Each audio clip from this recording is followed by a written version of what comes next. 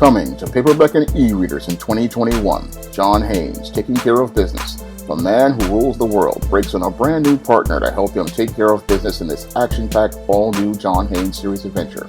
Get John Haynes, Taking Care of Business in 2021 at online booksellers everywhere.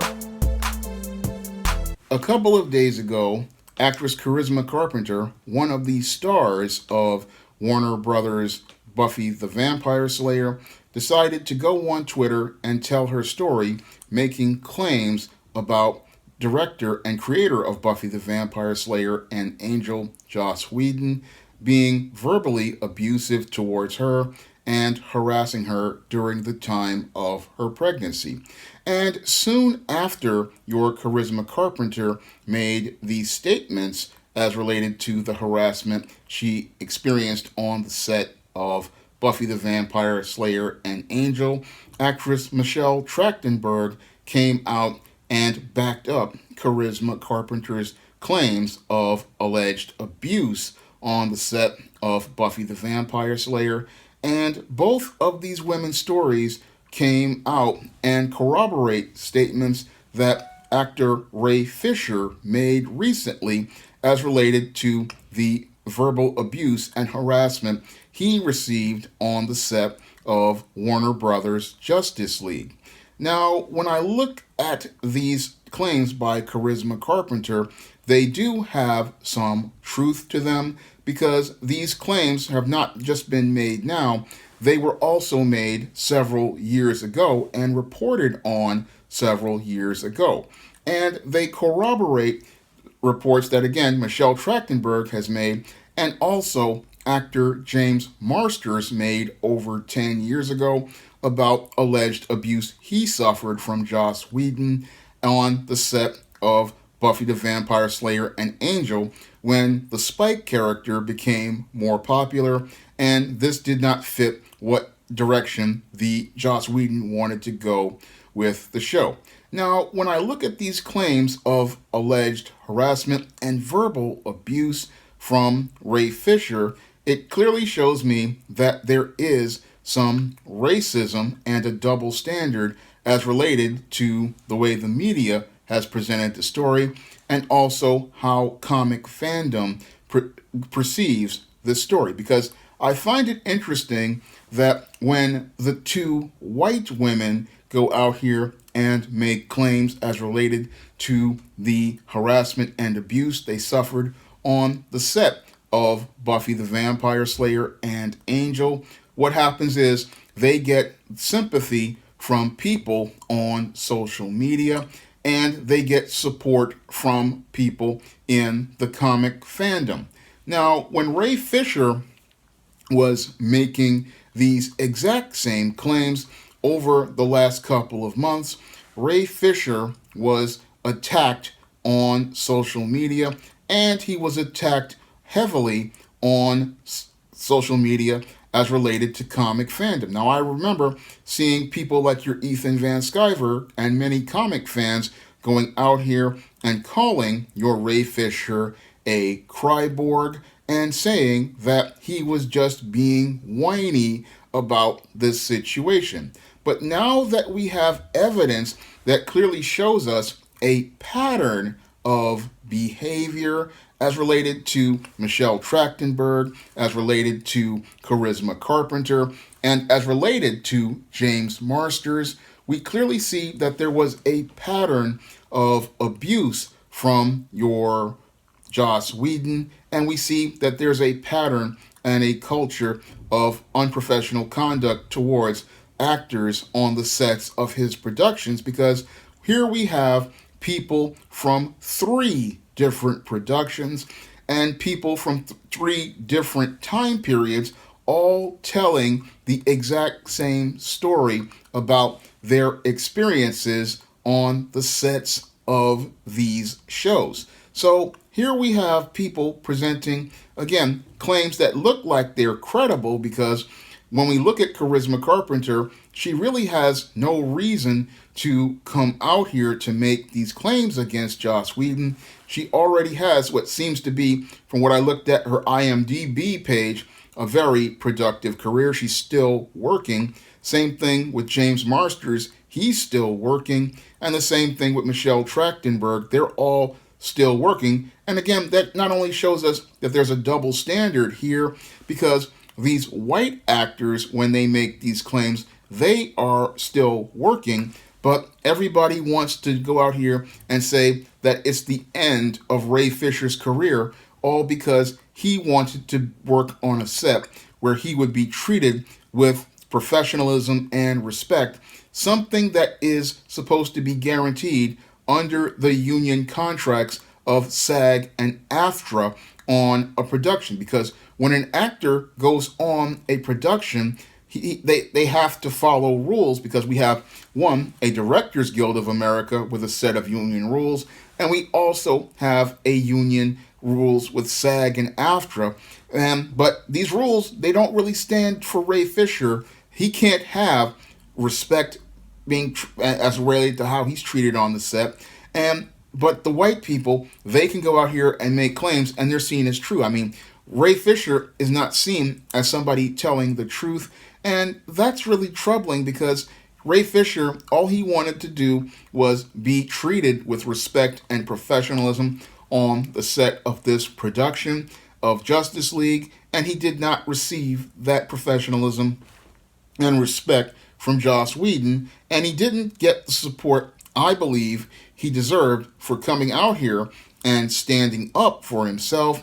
And that's really troubling, because when Charisma Carpenter was being verbally abused for being pregnant and being verbally abused about her weight a couple of years ago when she was on the set of Angel, she got an outpouring of support, and she got an outpouring of support on Twitter as related to trying to stand up for these claims, make these claims again. And she was making these claims again because she was standing with Ray Fisher.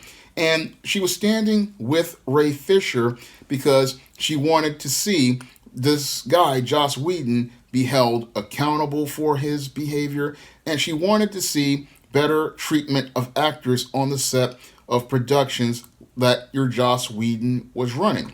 And again, when I look at this whole case, again, it just shows me the racism that is a part of Hollywood, and it shows me the racism that is a part of the comic book community, because many in comic book community and the fandom, they will sit there and they called Ray Fisher a liar. They called Ray Fisher a cryborg. But Charisma Carpenter comes out with her story, and she isn't called any sort of liar or has her credibility questioned. And the same thing with Michelle Trachtenberg and James Marsters. They're not called liars and whiners. No, only Ray Fisher, the black man, is called this. And when people do that, they show us how racist so many in fandom and Hollywood are. Because why is it that when the black man makes a claim, he's a cryborg? Why is it when the black man makes the claim, he is a victim? Why is it when the black man makes the claims, he's the bad guy? But when the white girls and the white man make the claims, that's their claims are considered valid and have merit. And that shows, again, the racism that goes on in fandom and Hollywood. And it shows us a clear double standard as related to the way black fans are treated on these mainstream platforms, and how black actors are treated in these productions as related to science fiction and fantasy. So there's a clear culture of racism here, in addition to the abuse that goes on here. And now we sadly see that there was some merit to Ray Fisher's claims. And what's sad is the only way we got to see that there was merit to Ray Fisher's claims was because Charisma Carpenter, a white woman, had the courage to substantiate and corroborate Ray Fisher's claims. And that's the only way people took it seriously. And that just shows us how many in the woke Hollywood left are just as racist as those people in the Jim Crow South, and how many in fandom are just as racist as those in the Jim Crow South, because they are, again, the black man comes to you with a claim as related to harassment and abuse on the set. And he's not believed, but the white woman is believed and trusted, and all of these guys in fandom, they believe everything that Charisma Carpenter said, and they didn't want to believe Ray Fisher. And I found that to be, again, showing us a dark truth about how, not only Hollywood, but comic fandom, sci-fi fandom, fantasy fandom, and manga fandom. It shows us a dark truth that black people are not seen the same. And it also really makes me really think that we really need to start pulling away from mainstream fandom, black fans, and start supporting independent black creators like myself and many others out here. Because if these people don't want to really deal with the racism that went on here, then we're not going to see any change. I mean, I know that there are people like Charisma Carpenter who do want to see change, and Michelle Trachtenberg, and I even say James Marsters, because James Marsters did try to come out when this came out and tried to call out your Joss Whedon about his abuse. All those people tried to come out here and call out this abuse for years that Ray Fisher made a claim about. But Ray Fisher, nobody wants to believe the black man, but it's only when the white woman come out and make the exact same claim do people want to see it as credible. But we all, whenever somebody does something like this, again, it just shows us how deep the racism is in Hollywood and fandom. And if we're really serious about making change, we really have to deal with this issue of this racism that's in especially comic fandom, because what happened to Ray Fisher, that's something we all need to go out here and really want to fight against, because there's no place, as I see it, for racism in comic fandom. There's no place for racism among comic fans and sci-fi fans and fantasy fans. I mean, we need to understand that what happened to Ray Fisher was reprehensible and egregious on the set of Justice League, and what happened to him as he tried to deal with this really showed how racist Hollywood was, and him not getting any support, again, showed us the racism that goes on in comic fandom that many black nerds go out here and try to deny and bootlick against, but it needs to be called out so that people like Joss Whedon be held accountable for their behavior. Because when guys like Joss Whedon can go out here and abuse people on the sets of their shows, what that does is it creates a toxic environment, and it creates a toxic environment where people are treated as less than human. Now, your Joss Whedon, I know that many comic fans think that he's a really great creator because he created Buffy the Vampire Slayer, he created Angel, and he had a great run on Astonishing X-Men. But just because you're a great creator does not give you a right to go out here and disrespect and abuse people. Now, I'm a creator myself. I've created Isis, I created John Haynes, I created Eastine, I created Spinsterella. I've created lots of different characters, but I try to have enough character to treat many of my readers with respect. And if I were to ever get an opportunity to adapt my productions into actual productions, I mean my books into actual productions, I would treat my performers with the same respect I would want to be treated. Because as a kid who was bullied back when I was a preteen and a teenager, I understand the importance of the concept of do unto others as you would have them do unto you.